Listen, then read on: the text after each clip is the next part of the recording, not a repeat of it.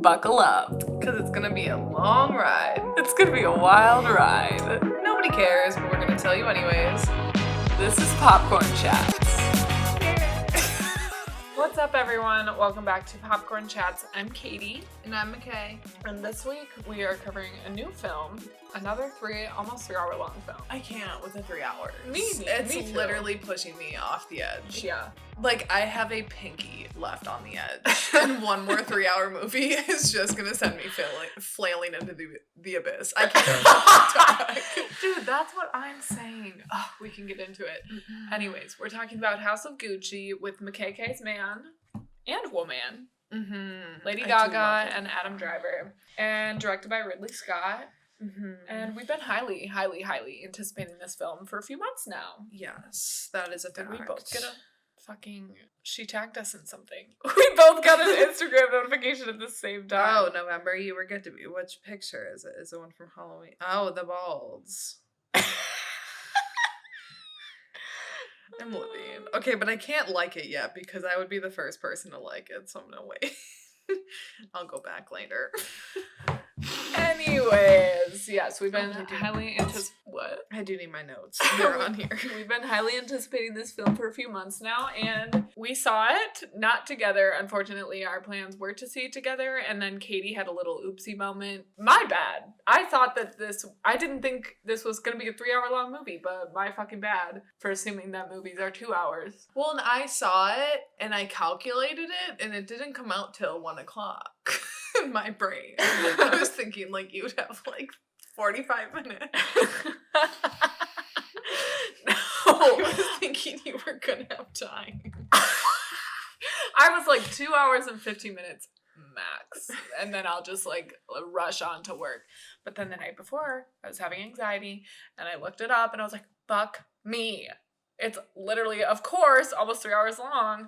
So then we had to cancel our plans. I had to go see it last night. Here's the thing. For me, I don't do well without having water for an extended period of time. My emotional support water bottle, I have to pee like every 5 minutes. So 2 hours plus is a long haul for me. Did you not get a water or take in a water? No.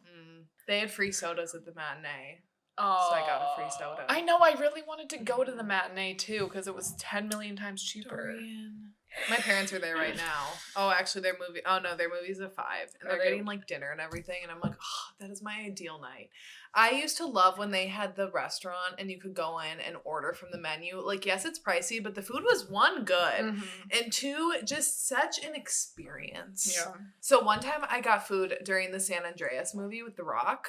Garbage movie, but it was great because I could eat and not worry about being too loud for other people. And then I got food, and I can't remember what movie it was, but it was like the quietest fucking movie. And then I felt like I couldn't even chew without people hearing me.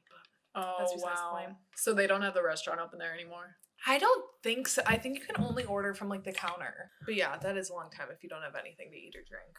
Well, let's do check-in first, and then I'll say something. Okay, how are you doing? I'm fine. I put in my 2 weeks at my job, so yay. I'm sorry about those crumbs. I don't know where they came from. No, I wanted to make sure there weren't my scratches because my table like scratches really easily, which is why I was like, I need to get a tablecloth. The kitties will not with the tablecloth. Yeah, no, I think those crumbs are from my backpack. And no, that's okay. I need a new backpack. I just don't. I want to make sure that it wasn't something that I did or that the kitties did. But yeah, I'm fine. I'm just turbulent. That's the best way to describe it, as usual. I think I'm going to get a turbulent tat. A tattoo that says Forever Turbs. Forever Turbs. Wow, I don't support that. But yeah, I'm just happy to have put in my 2 weeks at my toxic ass place of work, and we're moving up in the world and moving on to big and better things. You know what would be cool is if you got turbulent, but you got it in like a wave. Yeah. That's on point. With like a little shaky plane. Yeah. Where it looks like the person doing it was like slightly buzzed or over caffeinated. Yeah. How are you doing? Not well, bitch.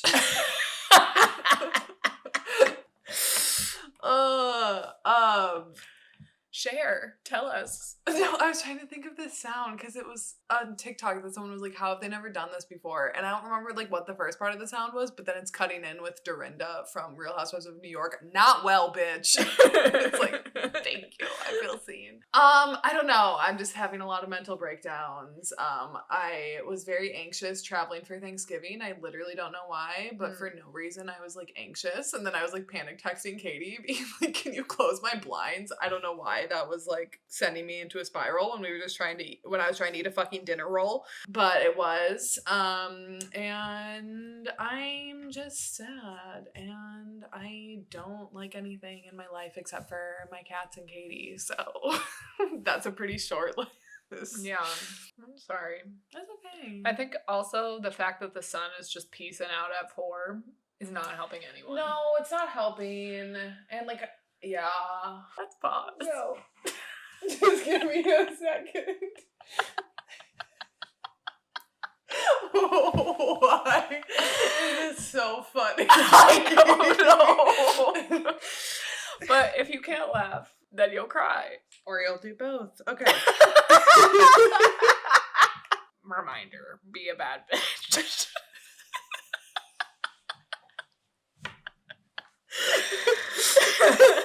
Not a sad bitch. Maybe.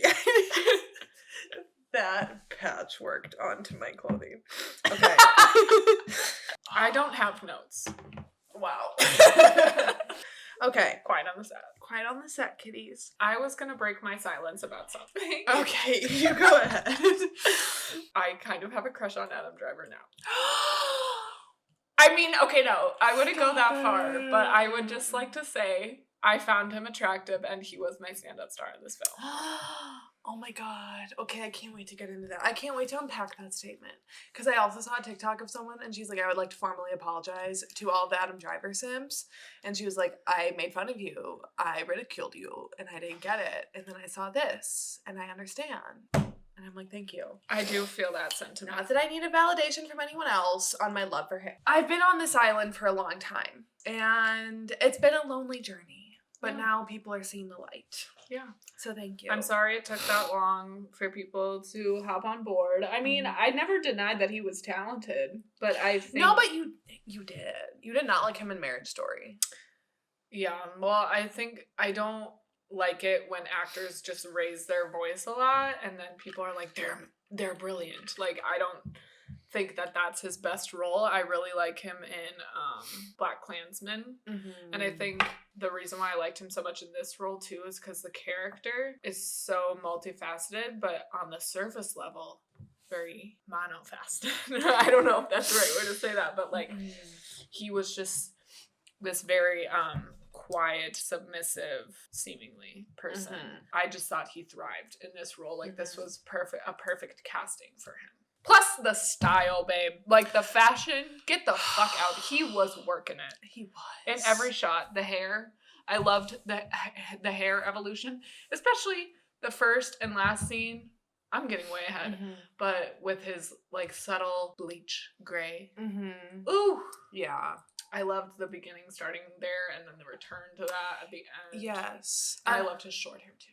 Sorry, you go. No, that's okay. I want to talk about the opening, but I do want to talk about his hair more because his hair's been on a journey ever since I've been with this man. His hair's had a journey, and we really had a journey in this movie with his hair. But the opening, I love a narrated open. I feel like not a lot of people do, or like film people don't love a narrated opening because it's telling. But I think in this, like I loved it. I love Lady Gaga talking over the scene of Adam Driver outside of this little coffee shop, and then we get a little glimpse that something sinister is coming. So in case if you live under a rock and you don't know, my dad didn't know anything about the Gucci family. Like he had no clue. He didn't know that he didn't know that Lady Gaga was an actress, and I'm like, you literally watched A Star Is Born. We watched it together. And then he didn't know about Patricia at all, like hiring a hitman to kill her husband. Like he didn't know any of that. So I guess if you're like my dad, and you didn't know the story, right off the bat, you're getting vibes that we're headed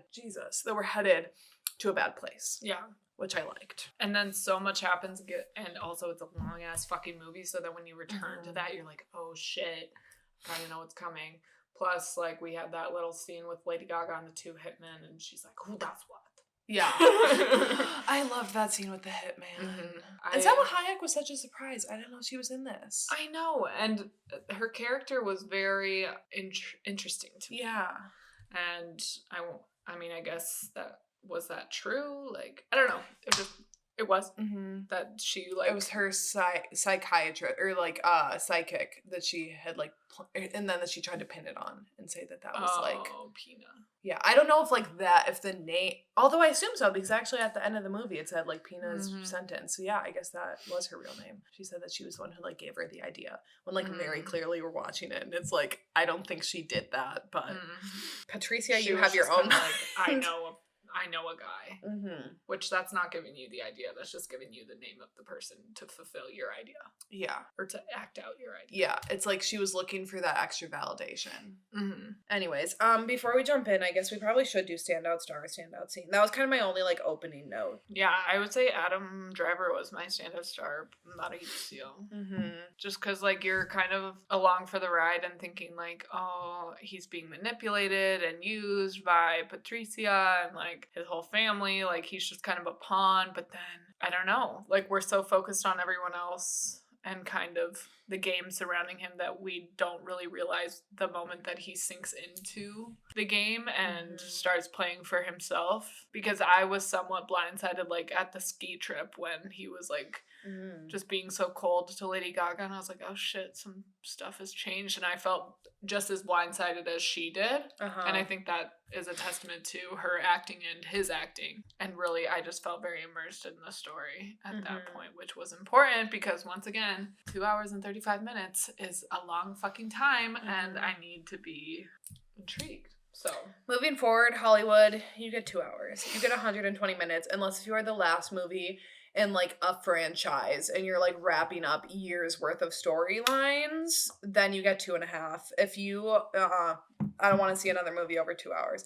King Richard being 2 hours and, like, 43 minutes as well. Why? That's the only reason I haven't watched it yet, because I cannot fathom sitting through another 3-hour long movie. That's the thing. It's like, what? It's a little pretentious. Like, why do you think that we're gonna sit through this? Yeah. Like, there is really nothing that interesting that I'm gonna sit through that long to and watch. Especially for, like, a standalone movie. Right. If it's in a franchise, like, okay, you have me peaked. Like, a Star Wars movie, those are, like, 2.5 hours, and it's like, that's fine for me because it's like, I know this world, and, like, I'm dedicated to this world. And I'm it's not a world with a huge, like, bunch of characters. Yeah. Past, present, future. Yeah, I'm not dedicated to, like, 2 people. Like, fucking Dune. Right. The more I think about Dune, the angrier I get. That movie was not it. That's one where I, like, reflect back and I'm like, I don't like it. Like, now that I've sat on it, it's like, okay, I didn't like that. I would not watch again. And maybe we're just not the target audience. I don't think we are. And that's okay. But yeah, I just think, get the fuck over yourself. Like, you don't need to make this long of a movie. Not every part of this is integral to telling the story. Yeah, there were a lot of scenes that could have been cut in here. Yeah. Who was your standout star? I mean, I feel like it's obvious that it's Adam Driver because he steals my attention in literally anything that he's in. But also, I do think that he was just absolutely phenomenal in this. And if the Oscars don't give him his Oscar, it's on site for all of the Academy members. I don't want this to turn into another Leonardo DiCaprio situation where my man gets snubbed and snubs and snubbed, and then he wins for, like, a mediocre role because they're just trying to give him an Oscar. Yeah. Agreed with that. Also, the fact that he's, like, one of the only ones in, like, this starry lineup that doesn't have an Oscar is kind of fucking ridiculous to me. Yeah. But Lady Gaga was incredible in this, and even though, like, as we talked about, I do think Kristen Stewart is going to win Best Actress, I think I might, like, prefer Lady Gaga's performance. Like, I think both performances were incredible. I think Lady Gaga was more entertaining to watch, but I feel like Kristen Stewart was just so incredible in that role, and that role was, like, written for an Oscar. So I feel like she's going to win still, but I feel like Lady Gaga should get that nomination. I'd be shocked if she doesn't get nominated. Because she was great. And she's kind of like the heart of the film, too. Like, you're following this villainess and her... Yeah, femme fatale. Yeah, and her power-hungry way of moving through life, which, I mean, she's a bad person, but we kind of got to stand a woman who's, like, making her moves. Right. To, like, up her game. She had the mind, the business mind, and she knew she was smarter than what she was getting credit for. Yeah, and she was just trying to utilize her gifts in a world where women weren't necessarily allowed to be taking the reins in situations like that. And, you know, her husband didn't have a mind for business. And the thing, too, is, like, she did love him. Despite her manipulative ways. I think at the beginning, do you think at the end she still loved him? I mean, not when she, like, hired a hitman, but, like, on that ski trip, do you think she genuinely still loved him, or do you think she just like loved the life that she had? Yeah, it might have been more like a possessive thing because she did say like, stay away from what's mine. Yeah. To that little lady. I don't even know if she ever like really did love him. Yeah, I mean, as soon as he said Gucci, her eyes like lit up and they stayed that way like the rest of the film. That party scene was so good at the beginning, mostly because my man's awkward little string bean form out on the dance floor. I was when he was like, I'll make you a drink. That was so cute. I know, that was really cute. And I'm like, you're literally an heir of Gucci, and you're like behind the bar making this woman a drink. Like, stop. But I think it was just so clear in that moment when she heard his name, like you could see the switch in her face, and that never stopped. And then you could see in her like pursuing him in that library or whatever, and he's like, do you study here? And she's like, I don't even like reading. And then how she follows him out, and she's very persistent in her pursuit of him while she went to the party with another man, which like whatever. I mean, hop your ship when you have to hop your ship. But I think it was just very clear her intentions from the beginning, and I don't think that they were for love. I do think that it was always for a name, and like that she loved what he brought to the table.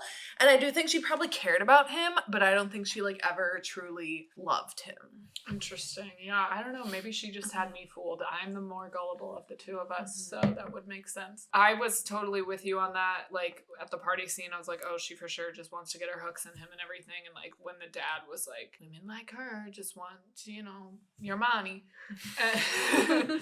But then when his dad like disowned him and he went to their house and was like, I need a job, and she wasn't like, well, I don't want to marry you. Yeah, that's true. But then she knew she could have been like, well, I'm gonna get him to marry me, and then we're gonna get back into the family. Because even at their wedding, when she was looking at his side and how nobody was there, she was like, shit, we gotta fix this. That was sad. It was. And then I loved how she pivoted so many times. How then when he's like on the outs with his family and working in the car a lot, and he was so cute watching those trucks and playing that flag football and that sexy. And getting sprayed.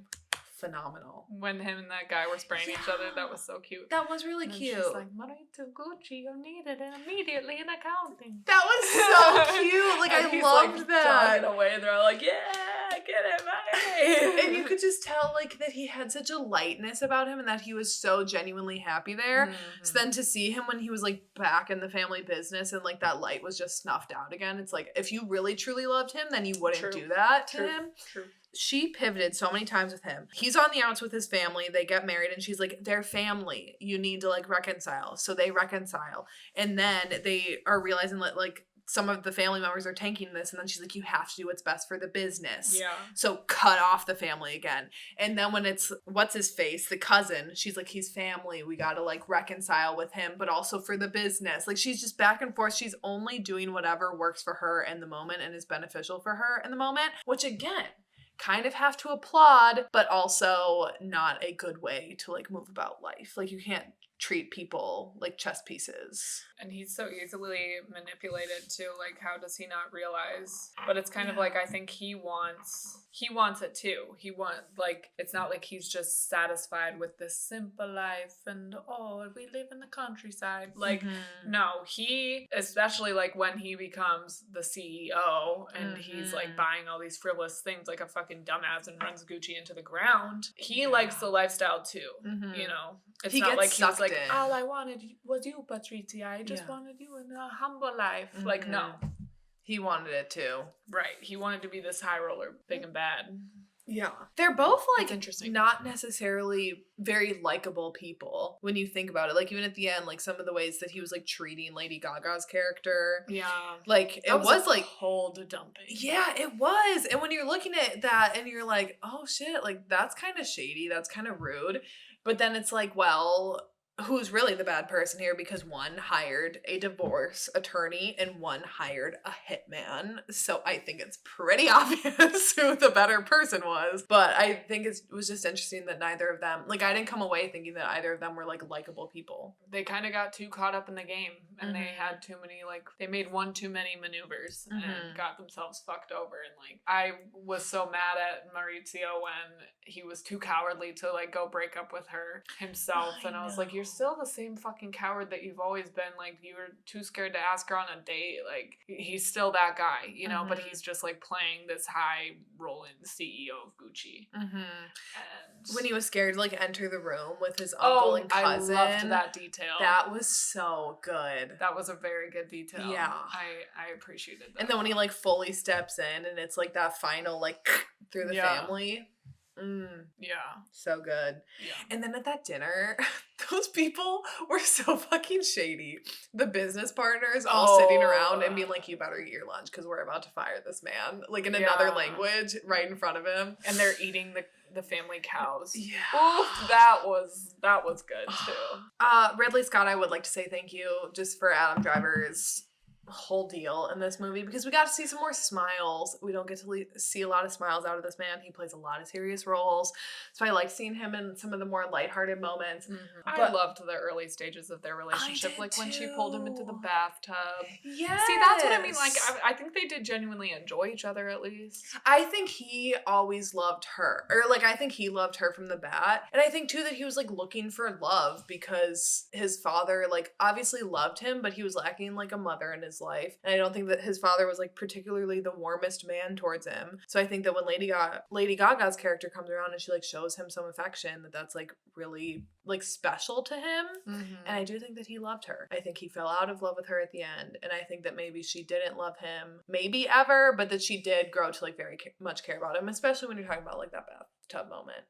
Like, yeah, that was sweet. And when she was like, what happened to my Maurizio? It's like, your Maurizio, like your possession of him, like the one that you could control, he's gone now. And that's the one that if you did ever love him, that's the one that she loved. And like when she wrote her number on his little windshield, like that was so cute too. That was cute. And you know what I was kind of hoping for was that he was gonna like look at it, like jot it down or like he memorized it and then like wipe it off with his little pocket square, because he just seems so like uptight a little bit that for her to like wipe lipstick on his little Vespa, I thought that he might not like that. Jared Leto, or as my notes auto-corrected it, Jared Lego. How did you feel about his performance? Okay, so his character. Here's the other thing. My secondary standout star was Paolo. He was fucking funny to me. He was. I don't know. I really enjoyed that character. I think without Paolo and Uncle, what's his name? Al Pacino's character. Yeah, I forgot his The name. film would have been seriously lacking some heart and some like comedic breaks, and they really do round out the family, and the picture of this family is just being this ridiculous group of people, and Gucci as a brand is so frivolous and ridiculous, and I feel like Paolo and his dad kind of embody that. So I really enjoyed Jared Leto, his character, and I didn't know you were going to prison, Father. I loved that phone call when he is like on the couch and he's got the papers. Oh my god. At first, I was so turned off. I was like, what is happening right now? Because he felt so out of place on screen and like in the story. And I was like, this is just like, it's too much for this movie. And then like the second scene rolled around and I was like digesting it a little easier. And then like the third scene, I was kind of like, okay, I'm kind of like softening towards him. And then by the end, I was like, I love this character. And then I was so sad to see that he died in poverty in real life. Like, you know, Paolo was not meant for that. And like when he had all of his ideas and he's talking about how he's a genius presenting them to Maurizio's dad, and he's like, no one sees them a vision, and then he's like, literally don't show these to anyone. Because like, they're rotted. They were rotted. Pastels and browns. It's a no from And then me. when he pees on the scarf. I'm like, that one little moment did so much though for his character, because I'm like, he is the ultimate like petty family member. Like, I feel like I'm the petty family member, and I saw that and I was like, I love that you did that. And like we knew in that moment too, oh, this guy is so vulnerable to Lady Gaga's tactics. Like, he is, as soon as she needs him to do something, he will do it, because he like all he needs is for her to be like, You're a vision. I see what you're trying to do. These men made it so easy for her to come in. For real. Because Maurizio was one who he, like, didn't really want anything to do with the business, but he, like, felt that sense of obligation. Mm-hmm. So when she planted the littlest nugget of guilt in his mind of being like, it's your family, you need to, like, do something about this, he's like, okay, fine. And then you got Paolo. All you have to do is say, like, I think you're a genius and everyone around you is stupid for not seeing it, and he's in the palm of your hand. Then you have the uncles, or Maurizio's dad, and then his brother, and a little bit tougher cookies to crack. But also, like, she with the father, she kind of struck out. So, you know, she went to the uncle, and then she became, like, his favorite little niece, and she was like, oh my god, she's admiring his product. She's like, I can't believe what you've done for this company, whatever, like, gets in his good graces. And I think he was checking her out. Yeah, he was. What scene was it? After their birthday party when she's in the white dress with the belt, and then she's sitting on the couch. No, they're sitting around, and Paolo and his wife are there, and it's Maurizio and Patricia and the uncle, and they're, like, all sitting in this little family room, and Lady Gaga is, like, sitting on this couch, but she's wearing, like, a white dress and a belt. Okay. Stunning. She looked incredible. Yeah. Just the wardrobe in this was insane. There was a moment too when she was just in her underwear and they were arguing, and I was like, girl, you got that body. She does. Good for you. And in the sex scene too, when her, like, dress came up a little bit, I was like, that ass. Yeah. Killing it. That was a great workout routine. Let me know. Please. It's called fame. Literally.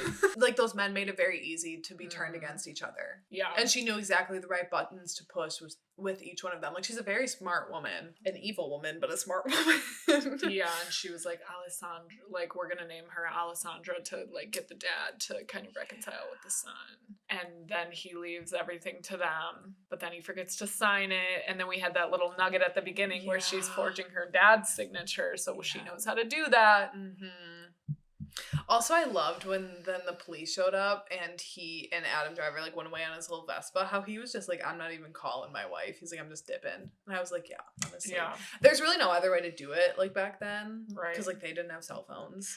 But that's, like, kind of fucked up too, because she's the one pulling all the strings behind the scenes, but she's, like, not being implicated at all by these investigators. Yeah. And so she's safe. So it's just kind of like, that's fucked up. Yeah. Kind of a deviation, but I liked how she was right about the guy from The Longest Ride. The assistant guy that Maurizio sent to break up with her.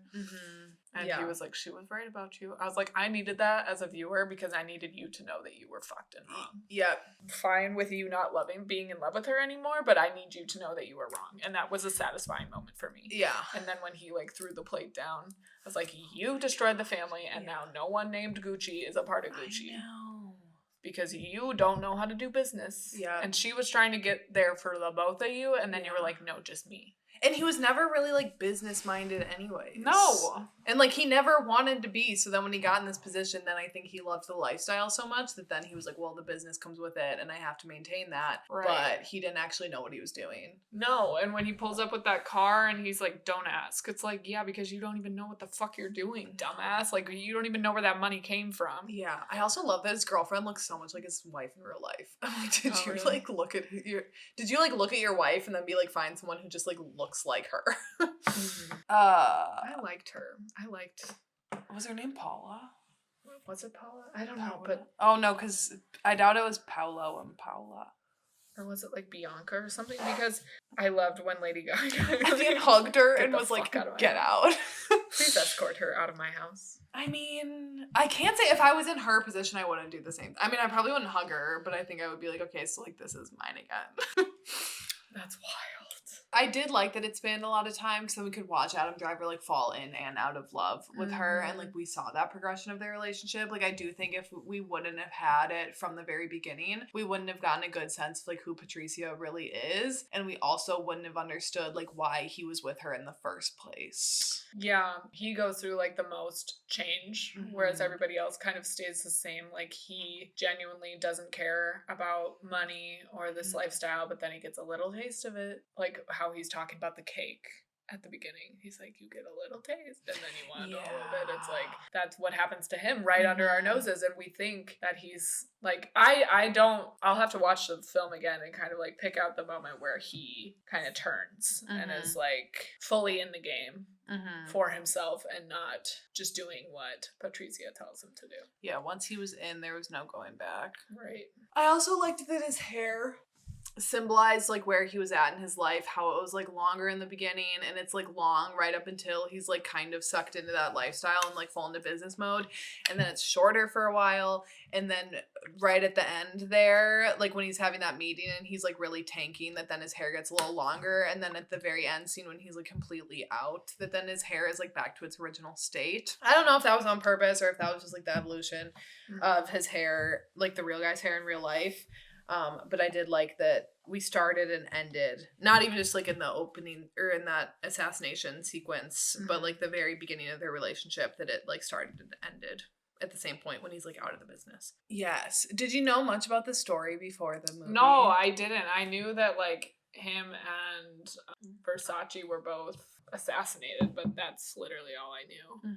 I feel like there's been a lot of like the story has always been around, but I did think that it was interesting because I didn't know a lot about like the family aspect of Gucci and like the family business, and I think that was what was surprising to me, was it was a lot more focused on like the uncle and the dad and like the cousin than I maybe originally thought. Like I really thought it was going to be more of just like Maurizio's involvement in Gucci, like him and Lady Gaga, and not really going like too in depth to like other people within the business. So that was definitely interesting, and like I felt like I learned more information about the case like watching it. Do you think that they were always going to kind of like eat their own tail in a sense, like Gucci being a family business and how they all kind of were selfish in a way and wanted a piece of the pie, the majority of the pie? Do you think without Patricia that would have still been inevitable and happened anyways, or do you think that because she kind of like dismantled the family one by one? I still think it would have, because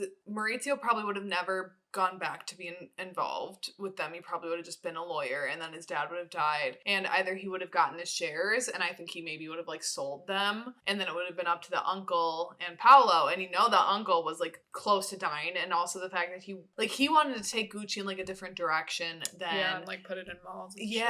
So like who knows what that would have looked like, and then how he was like okay with the knockoffs, like so he might have tanked it on his own, and then you know Paolo was not going to be doing well with the business. So I think no matter what, like it probably would have tanked, and actually maybe like the way it played out was for best that Maurizio did get outside investors in the business who were then able to buy it out, because otherwise I don't think the uncle would have ever done that. Like he would have never accepted help. Like he would have rather have seen it like drive into the ground than have outsiders come in. I think family businesses are kind of toxic. But if you don't want to be a part of it, then you're kind of like turning a cold shoulder to the family. But then when you are a part of it, then you're like doing business with your family, and that can get messy and people's feelings can get hurt, and then you're still supposed to be family getting together on the holidays. Babe, it's complicated. I don't know if that's gonna work. I really loved that scene when Lady Gaga found the housekeeper's knockoff purse. And she was like, what is this? And then went down to the streets and like found that they were selling that, because like every like brand like that is ripped off now.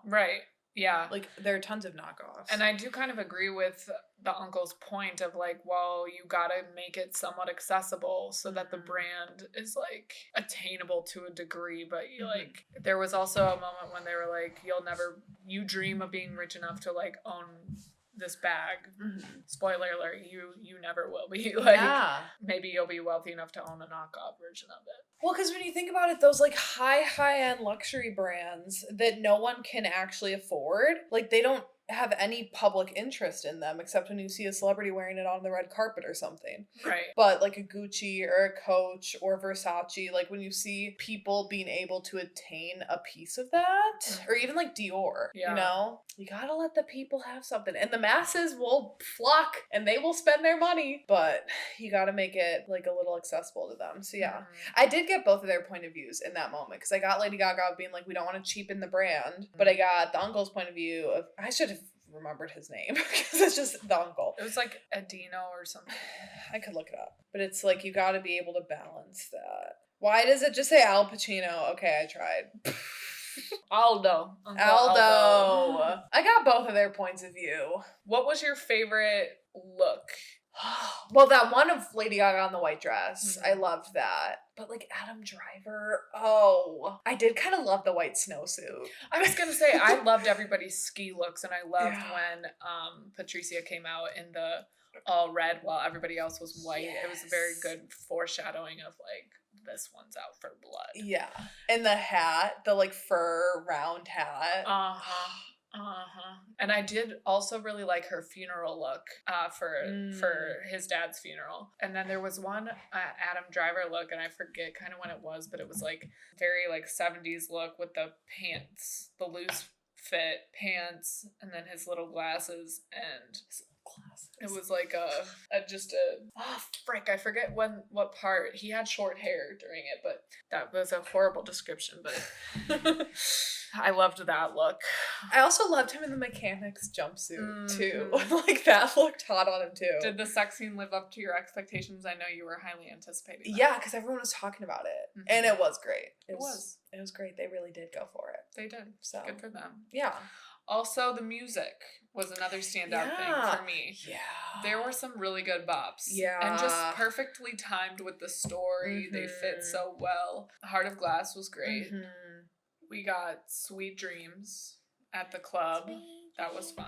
Yes. I loved the club scene. I really liked when she was just dancing and he was standing there being awkward. Yes. Overall, did you like the movie? Overall, I did. I think the acting was the redeeming factor. Not that it needed to be redeemed, but without this cast and the performances that were delivered, I would not have as a high regard for this film as I do. I think the performances were spectacular. I think perfectly cast. Perfectly cast. And also the editing, I think, was really good for it being such a long film. It felt fast-paced. Because of the editing style, and that also like made it comedic. I think the editing for like Paolo's character was funny because it like he would say something and then it would cut to like like shit on what he literally just said. Yeah. And I love how an editing style can like develop a character, and so the editing just really stood out to me in this, and I saw that a woman edited it, so I think that's pretty dope. Ridley Scott, quit making these long ass fucking movies. The Last Duel, long as fuck. This one, long as fuck. We don't need. He was given, honestly, Ridley Scott, you have helped make my 2021 great, because you really gave me so many great Adam Driver looks. Even though Adam Driver in The Last Duel, his character is absolute scum, he did look fine in that movie. And he looked fine in this one. Yeah. So thank you for that. There's probably going to be so much Adam Driver simp content on TikTok from this film. I was thinking that. Thank you! While I was watching it, I was like, oh, there's going to be so many like cute little Adam Driver edits. Because he's just cute! I love him. My mom said that he looked creepy, and I was like, thanks for ruining my day. Oh. Yeah, I would say overall, I loved this movie. I think it definitely did live up to the expectations that I had for it, because it was very high. However, it's just, I can't with the long movies. I just can't right now. Like I said earlier, they have me teetering, and I can't take another long one. So I will say that did kind of like dampen it, but it was fast paced. Like I wasn't bored. Yeah. I was just like, when the fuck is this supposed to wrap up? Because it just felt like I was in the movie theater. Like I went in the morning and I felt like it was gonna be dark when I left it. Like it just, I can't with the long movies. But I did love it, and I do think I think all of the roles were well performed, but I do really think that Adam Driver and Lady Gaga really had a great connection and a great vibe in this movie. I would love to see them do something else together in the future. I think they do have a really good chemistry. And Lady Gaga is just really living the life that I want to live, because she got to act with Bradley Cooper, who you know has been like my childhood ride or die. I didn't even think about that. Yeah, and then she got to be with Adam, which is like she's really living the life. So, and I just love how they're so like opposites. Like her and Bradley Cooper, like they're opposites, but yet you also could like see how they could work together, where like Adam Driver is just so off the charts from where like Lady Gaga is in terms of like everything, but yet they so work. Especially in roles like this too, because she's so outgoing and like he isn't at first, and then she like manipulates him into becoming the man that he becomes. And it was interesting seeing him in like a bit more of a submissive role because he's really never in that, more on like the defense, I guess, against another character. Not even like that they were constantly fighting, but just that his character is normally like much more of like a dominating presence. And even though he was, it was like a very quiet domination, I guess. You know what, now that I'm thinking back, I think the moment that was kind of like a turning point for his character was when he was like borderline abusive and like slammed her neck up against the wall. I thought of you in that moment. I was like, she probably was titillated by that. But I was. That might be the moment. Yeah. I was like, oh shit. I'd like to see that scene made into an Adam Driver step. I mean, obviously we know, kind of toxic, but that might have been the turning point. Yeah. Or when he gave her the gift card for Christmas to like basically like their Kohl's. Yeah. She was like, I literally don't shop here. It's like there's a first time. I thought it was gonna be a Gucci gift card or like a Gucci coupon. Yeah, I thought so too. That would have been was it like Bloomingdale's or something? So shady. That was sad too when he was just kind of like falling out of love with her at Christmas and like him and Alessandro were playing that game where it's like cute. Green, red. I was like, okay, we get it. Gucci, green, red. I did not get it. But yeah, and she like got him this gift and he was like, thanks. Here's a gift card. Yeah. Botched. Today, one of my coworkers was like, God has a plan for us. And I was like, his plan is botched. I think he like tried to erase all the plans, but it was the eraser that's tough as shit and it doesn't like move anything, so it just rips the paper. That's what I think happened with us. So fucking true. Yikes. So trash. On America's Next Top Model, there's this one girl where she's like, I'm a devout atheist. I don't remember how she brands her. She's the one who was just talking when we turned it off, and she's like, she's a pile of shit. How she's like, I'm an atheist, and there are these two girls in the house, and they're both like very big Christians, which is like great, cool for you. And they're reading their Bibles, and then Robin reads this one line, and it's like, thou who does not believe in God is a fool. So she's like, Miss Elise, come over here for a moment, and she shows Elise that line, and Elise is like, well, that's fucking rude. I don't know anything else to say. Me neither. So we will talk to you girlies next week. What do we have? HSM Christmas. Oh, that's the Chad Michael Murray and Taylor McKessie, Monique Coleman. Chad Michael Murray.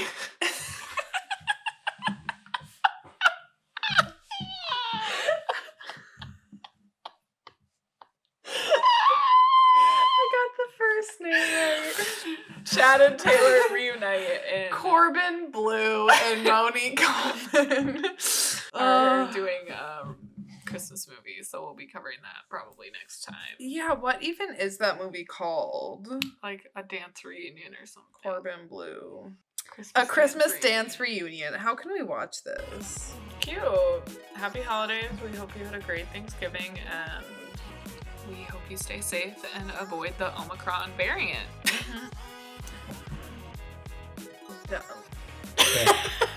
I'm literally going to fucking die. Lilas. Oh my god, I literally forgot that existed for like 3 hours. I'm sorry. The Lilas life is a life for me.